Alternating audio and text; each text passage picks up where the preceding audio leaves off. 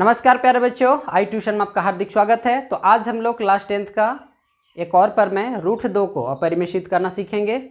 इसके पहले का जो 2 वीडियो था उसमें हमने रूट 5 और रूट 3 को अपरिमेशित करना सीख चुके हैं। आज आगे चलिए हम लोग देखते हैं।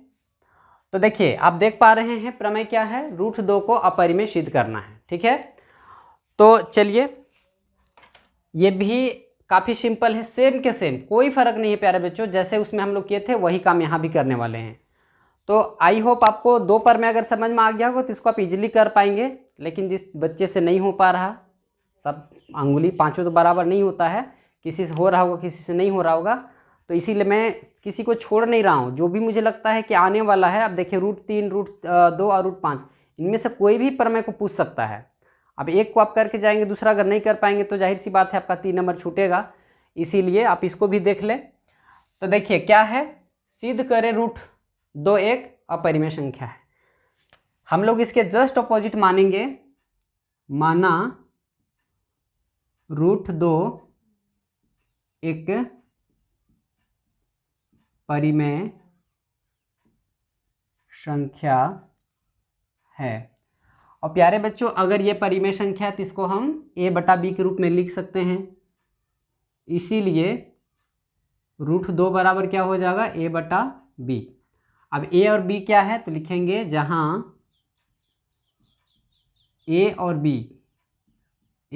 b सहअभाज्य संख्या है, सहअभाज्य संख्या है। चलिए, अब इसको आप ये सब जान चुके हैं सहअभाज्य क्या होता है, इसलिए मैं इसको ज़्यादा डीप में नहीं समझा रहा हूँ। दोनों पक्षों में आप क्या करेंगे, दोनों पक्षों में वर्ग करने पर, तो देखिए रूट 2 का वर्ग यानी कि रूट 2 के स्क्वायर देंगे, a/b का वर्ग यानी कि a/b में होल स्क्वायर देंगे। अब स्क्वायर रूट कैंसिल हो जाएगा, क्या बचेगा 2, और यहाँ हो जाएगा a² में b²। क्रॉस मल्टीप्लिकेशन करेंगे तो 2, इसको लिखना नहीं होता है, बस समझने के लिए मैं लिख रहा हूँ। यहाँ पर हो जाएगा 2b² बराबर a²। अब यहाँ से आप क्या करेंगे, b को फ्री कर लेंगे, तो b² बराबर a² में 2। यहाँ पर ये गुणा में ही इधर आएगा तो भाग में आएगा। अब देखिए a² किससे विभाजित हो रहा, 2 से, a² 2 से विभाजित होकर के b² दे रहा, तो यहाँ हमको लिखना पड़ेगा लैंग्वेज, चूँकि यहाँ a² 2 से, थोड़ा नीचे लिख देता हूँ प्यारे बच्चों, चूँकि यहाँ a² 2 से विभाज्य है, a² 2 से विभाज्य है, इसीलिए a भी 2 से विभाज्य होगा। अब देखिए यहाँ पे क्या हो गया, a² जब 2 से विभाजित हो रहा है तो a भी 2 से विभाज्य होगा। अब देखिए यहाँ पर a² 2 से विभाजित होकर b² दे रहा है, तो a 2 से विभाजित होगा तो b तो नहीं आएगा, b² नहीं आकर के कुछ और आएगा। तो इसीलिए हम लोग क्या लिखेंगे, मान लिया कि a को जब आप 2 से विभाजित करेंगे तो क्या आएगा, सेम के सेम, कोई चेंजिंग नहीं कर रहा, आपका मर्जी होगा तो आप चेंज कर लीजिए, यहाँ c ही होगा। अब इसको क्रॉस मल्टीप्लिकेशन करके a का वैल्यू निकालिए, तो a बराबर क्या हो जाएगा, 2c। इसको समीकरण 1 मानेंगे, इसको चाहे तो समीकरण 2 मान सकते हैं। अब देखिए क्या करना है प्यारे बच्चों, हमको इस a का वैल्यू को समीकरण 1 में रखना है। तो लिखेंगे a का मान समीकरण 1 में रखने पर, समीकरण 1 क्या है, b² बराबर a² में 2। तो b² बराबर a का वैल्यू कितना, a का वैल्यू देखिए a बराबर कितना है, 2c है, यहाँ से a हटेगा और क्या लिखा आएगा, 2c, और इसका स्क्वायर और बटा में 2। तो b के स्क्वायर बराबर 2 दूनी 4 और c गुणे c के स्क्वायर और बटा में 2, 2 एकम 2, 2 दूनी 4, तो b² बराबर क्या हो जाएगा, 2c का स्क्वायर हो जाएगा। आप यहाँ से क्या कर लेंगे, 2 को इधर ले आएंगे, b² और बटा में 2 बराबर क्या बचेगा, c²।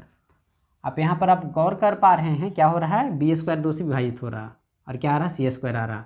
तो हम कहेंगे चूँकि बी स्क्वायर 2 से विभाज्य है इसीलिए बी भी 2 से विभाज्य होगा। क्या कहेंगे, बी स्क्वायर 2 से विभाज्य है, अतः बी भी 2 से विभाज्य होगा। ठीक है। अब देखिए ये क्यों आया, गलत अवधारणा के कारण, ये विरोधाभास है। अगर ए और बी सहभाज्य है तो इसको एक के अलावा और किसी और से भाग लगना ही नहीं चाहिए था। ए और बी क्या था, सहभाज्य। सहभाज्य का मतलब भी होता है कि इसको एक के अलावा और किसी और से भाग नहीं लगना चाहिए था, परंतु एक ए जो है सो 2 से भाग लग गया और यहाँ पर बी भी 2 से भाग लग गया। इसका मतलब ये गलत है, जो हमने अज्यूम किया है, जो माना है वो गलत है, यानी कि ये √2 परिमेय नहीं होता, अपरिमेय होता, लेकिन गलत माने इसीलिए यहाँ पर क्या हो रहा है, ये विरोधाभास हो रहा है। तो लिखेंगे, परंतु ये लैंग्वेज आपको लिखना ही पड़ेगा प्यारे बच्चों, लैंग्वेज को आधा लिख करके छोड़ कर आप नहीं आएंगे, अदरवाइज आपका नंबर जरूर कट जाएगा। परंतु यह विरोधाभास है, विरोधाभास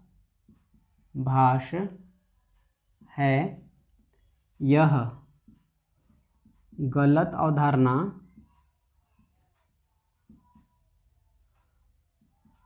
√2 को परिमेय संख्या मानने के कारण हुआ, अतः √2 एक परिमेय संख्या है। तो इस तरह से ये प्रमेय बनेगा। चलिए आप इसी तरह से वीडियो कंटिन्यूअसली देखते रहें, मैं लगातार आपके लिए इसी तरह की वीडियो लेकर के आते रहूँगा प्यारे बच्चों। आप चैनल के साथ बने रहें। निश्चित रूप से फाइनल एग्जाम तक मैं आपका गणित का स्तर को निश्चित रूप से अच्छा करने का कोशिश करूँगा, लेकिन आपको भरोसे के साथ चैनल को देखना होगा, कंटिन्यूअसली देखना होगा। 1-2 क्वेश्चन देख करके आप मैथ में अच्छे मार्क्स नहीं ला पाएंगे। अभी चैप्टर बाय चैप्टर मैं सभी विषय में, और जो फाइनल एग्जाम होगा उसके कुछ पहले इंपॉर्टेंट क्वेश्चन का सीरीज, जो पूरे चैप्टर से इंपॉर्टेंट क्वेश्चन होगा उसको भी लेकर के आऊँगा। तो आप विश्वास करके पूरे चैनल को, जितना भी वीडियो अपलोड होगा उसको देखिए, निश्चित रूप से आप अच्छा मार्क्स ले आ पाएंगे, ऐसा मैं समझता हूँ। तो चलिए आज के लिए इतना ही। जय हिंद प्यारे बच्चों।